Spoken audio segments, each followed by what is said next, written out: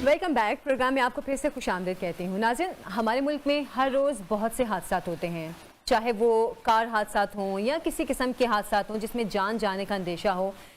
लेकिन इन हादसात के बाद हमारी जो फैमिली है, हमने कभी नहीं ये सोचा, मतलब मैं खुद भी अगर ज़ाती तौर पे बात करूँ, हम ये नहीं सोचते कि अगर हमें कुछ हो जाएगा तो हमारी इलाज के हवाले से, हमारी सेहत के हवाले से ख़र्चा कौन करेगा, या फिर अगर हमें खुदा न खास्ता कुछ हो जाता है तो पीछे हमारी फैमिली है, उनको कौन देखेगा, उनको कौन ऐसी रकम दे जो कि उनकी गुजर बसर कुछ बेहतर हो सके।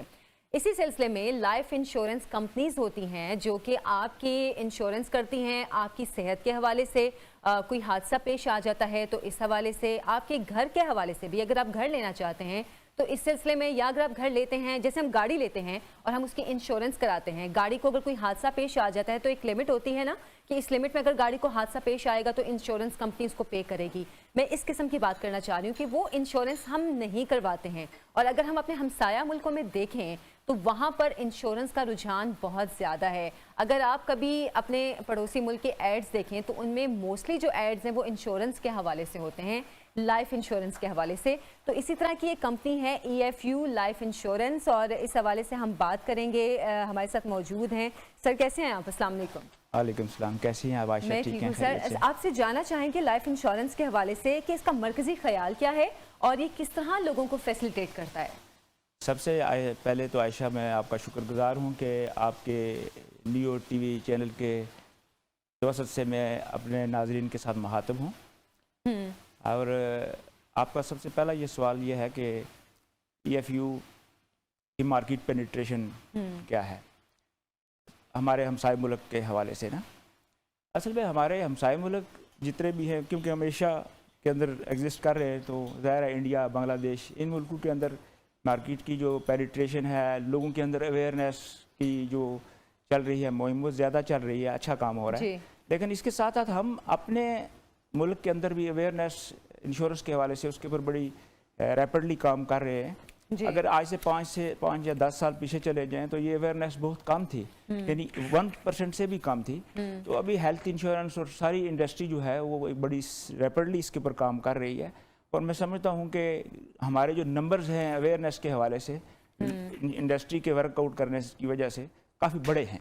अच्छा मुजीब साहब, इस हवाले से आपसे जानना चाहूँगी कि आप कह रहे हैं कि मतलब पहले टाइम के मुकाबले में अब काफ़ी नंबर्स बढ़े हैं जी। मतलब आपको लगता है कि अब लोगों का इंश्योरेंस की तरफ रुझान ज़्यादा हो रहा है, ख़ास तौर पर वो किस किस्म की इंश्योरेंस करवाते हैं? जैसे मैंने अभी गाड़ी की एक मिसाल दी, हम अपनी गाड़ी की इंश्योरेंस करवाते हैं, तो इंश्योरेंस में मतलब कौन कौन से सेक्टर्स हैं और लोगों का इंटरेस्ट इस वक्त किस चीज़ में है? देखिए, मैं इस वक्त EFU लाइफ के हवाले से आया हूँ। जो आप बात कर रही हैं दूसरी इंश्योरेंस, वो हमारी EFU जनरल डील करती है। तो हम पहले EFU लाइफ को डिस्कस करते हैं। तो असल में है ये है कि इस वक्त हम बेसिकली जो इस वक्त यहाँ पे हाजिर हुए हैं, हमने अपनी मीडिया कैंपेन चलाई है जिसमें है कि लाइफ का असली बैकअप जो है वो EFU लाइफ का है, मतलब उससे आपकी जो है वो पॉलिसी होना ज़रूरी है।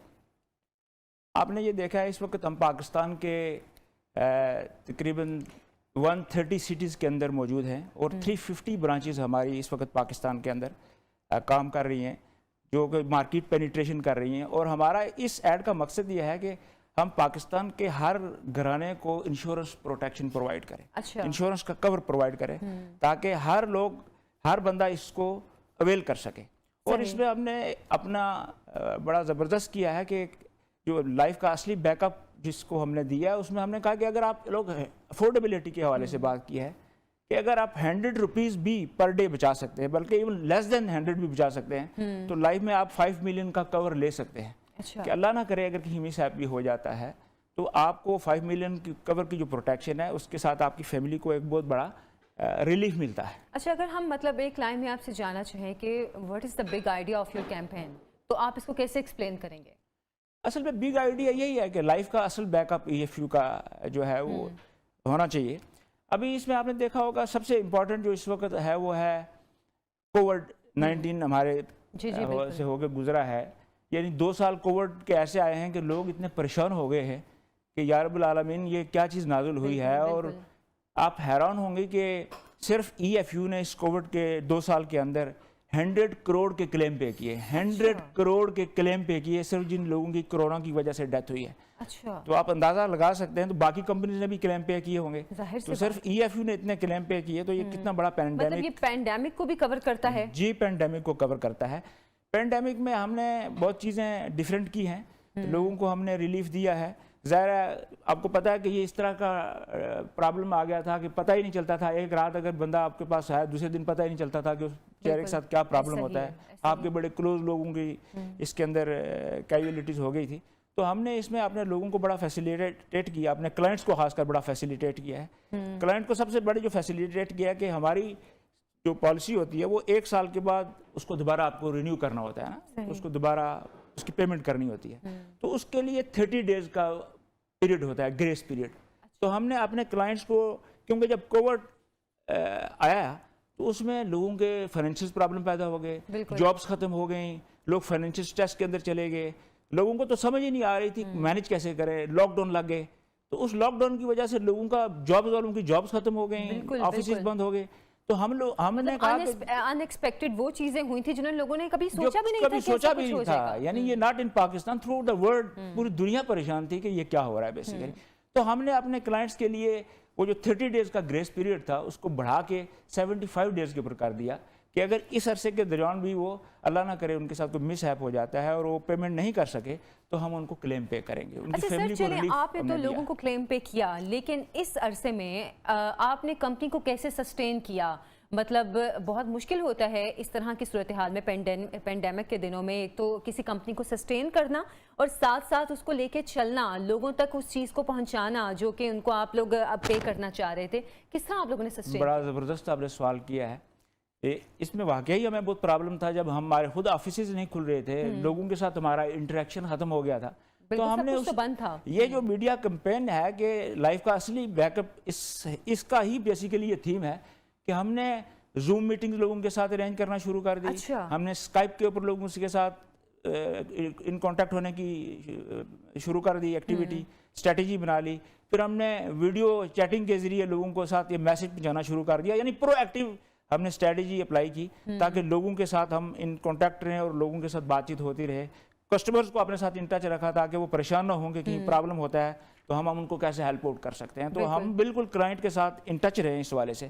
دوسرا ہمارا کلائنٹ کے حوالے سے اسٹریٹجی تھی. دوسری ہماری اپنے امپلائیز کے حوالے سے اسٹریٹجی تھی، کیونکہ امپلائیز بھی ہمارا آفس میں نہیں جا رہا تھا. ہم اپنے امپلائیز کو بھی لک آفٹر کرتے رہے، کیونکہ اس کے ان امپلائیز کے حوالے سے ہم نے کسی بھی اپنے امپلائی کو کی ڈاؤن سائزنگ نہیں کی. ہم نے اپنے امپلائیز کو مطلب لک آپ آفٹر لوگوں کیا. نے کسی کو نہیں نکالا اپنی کمپنی سے. یہ بہت بڑی مثال ہے پھر تو پینڈیمک کے دنوں میں. الحمدللہ اس وقت ہمارے پاس 10,000 لوگ کام کر رہے ہیں. اچھا ماشاءاللہ. اور ہم نے سب کو لک آفٹر کیا خاص کر پینڈیمک میں، اور لوگوں نے اس کو بڑا، ہمارا کلائنٹ بھی اس سے بڑا سیٹسفائی ہوا اور ہمارا امپلائیز بھی اس سے سیٹسفائی ہوا. اچھا آپ کے خیال میں پاکستان میں جو حالات ہیں، کب کیا حادثہ ہو جائے ہمیں پتہ نہیں چلے. خیر تو پوری دنیا میں ایسا ہے، لیکن اتنی تیز رفتاری ہے ہمیں نہیں پتہ کب کیا ہو جائے. یہ لائف انشورنس کتنی ضروری ہے ہر پاکستانی کے لیے؟ دیکھیں جی، لائف انشورنس بہت ضروری ہے. آپ دیکھیں کہ ایک فیملی ممبر ہے، مطلب ہر بندہ جو گھر سے نکلتا ہے وہ کام کے لیے نکلتا ہے، خواہ وہ جاب کے لیے نکلتا ہے، خواہ وہ بزنس کے لیے نکلتا ہے.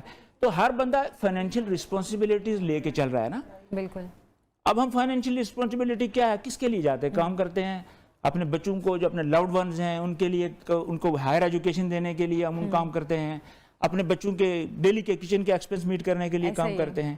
اور ان دا لانگر ٹرم ہمارا یہ ویژن ہوتا ہے کہ اگر اللہ خیر خرید رکھے، if nothing goes wrong, everything is fine and smooth with the grace of Allah, تو تاکہ ہم اگر 60 ایئرز کے ہو جائیں تو ہم ایک ریسپیکٹیبل لائف گزار سکیں.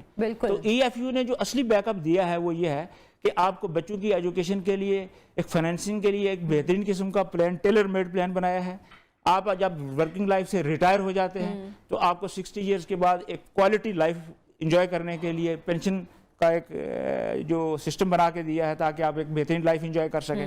اور اللہ نہ کرے ڈیورنگ دس ایپ، دیکھیں آپ جب کام کر رہے ہوتے ہیں تو اس کا مطلب ایک پیسہ جنریٹ کر رہے ہوتے ہیں. ایسا ہی ہے. اور وہ پیسہ آپ کے لیے اور آپ کی فیملی کے لیے کتنا امپورٹنٹ ہے، بہت امپورٹنٹ ہے. بہت امپورٹنٹ ہے. فار دا ٹائم بینگ، ایک پل کے لیے، ایک منٹ کے لیے آپ دیکھیں کہ آپ اس سرکل سے آف ہو جاتے ہیں تو وہ جو آپ 1.5 لاکھ 2 لاکھ روپے پر منتھ کما رہے تھے، ویئر ڈز دیٹ اسٹینڈ؟ آپ کی فیملی کہاں پہ اسٹینڈ کرتی ہے؟ अल्लाह ना करे ये कोरोना का जो बिल्कुल, 2 साल की बिल्कुल। वबा आई है, इसमें जिन लोगों के साथ प्रॉब्लम हुआ तो वो फैमिलीज फाइनेंशियल क्रंच में चली गई हैं। ऐसा ही है। तो हमने वो असली जो EFU लाइफ का बैकअप दिया है वो यही था कि अगर अल्लाह ना करे उस ब्रेड विनर के साथ, जो उस बंदे फैमिली का कमाने वाला बंदा था, उसके साथ की मिसहैप हो जाता है, तो जितने पैसे वो कमा रहा था उसका रिप्लेसमेंट दिया है कि अच्छा। उसकी फैमिली को मिलते रहेंगे। मतलब हम इसको अगर आसान लफ्जों में कहें तो कमेटी कह सकते हैं कि एक कमेटी डाली हुई थी जो बाद में निकली है, चाहे आप कह अल्लाह सकती बुरे हैं, वक्त से समथिंग बचाए। लाइक कमेटी इंश्योर्ड नहीं होती, लेकिन ये इंश्योर्ड होता है इंश्योर्ड कि होता है। आपको उतने पैसे दे देते हैं कि अगर वो किसी जगह भी पैसे इन्वेस्ट कर देता है फैमिली, तो उसको मंथली इतने पैसे मिल जाते हैं कि जो स्टैंडर्ड ऑफ लिविंग उसने अपने लिए और अपने बच्चों के लिए कम से कम बनाया है वो चलता रहेगा। सही। तो एक रिस्पेक्टेबल लाइफ वो अच्छा गुजार सर, सकता है। इसको हम बाहर के मुल्कों के जो लाइफ इंश्योरेंस प्लान्स हैं उससे किस तरह कंपेयर कर सकते हैं? क्योंकि हम देखते हैं कि अमेरिका, यूरोप, कनाडा, बरतानिया, मतलब हर बड़े मुल्क में तकरीबन हर शख्स ने लाइफ इंश्योरेंस करवाई होती है। तो आप उनको जो फैसिलिटीज़ मिलती हैं, आप उसको उससे किस तरह कंपेयर कर सकते हैं? मैं इस वक्त समझता हूँ कि जो बाहर की मुल्कों में लाइफ इंश्योरेंस है और हम उसको कम्पीट कर रहे हैं, अच्छा। और एग्जैक्टली हम उससे, मैं कहता हूँ, बेहतर प्रोडक्ट दे रहे हैं। और हर वो चीज़, मैं मिसाल के तौर पे ये जो पेंशन का मैंने आपको बताया कि रिटायरमेंट एज के ऊपर इंग्लैंड अमेरिका में तो वो आपका मंथली पैसे काटते रहते हैं, जी जी।